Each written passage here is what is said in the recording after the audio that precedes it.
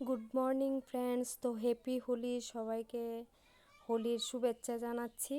আর দেখো আজকে আমাদের বাড়িতে দোল পূর্ণিমা হচ্ছে।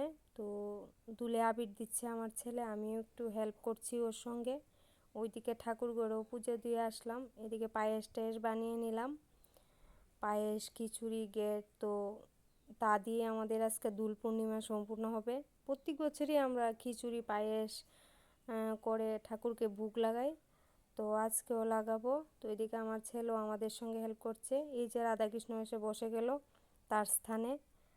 তো এখন পুজো দেওয়া কমপ্লিট হয়ে যাবে, শেষ। এখন আমরা পুজো দিয়ে নিচ্ছি, কারণ টাইমটা তো অনেকটা সকালবেলা শর্ট, তার জন্য।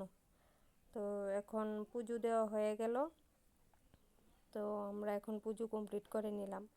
ওইদিকে ঘরের পুজোও কমপ্লিট। তো তো এখন শুধু পায়েস আর ফল আর সাবু দিয়ে ভোগ দিয়েছি।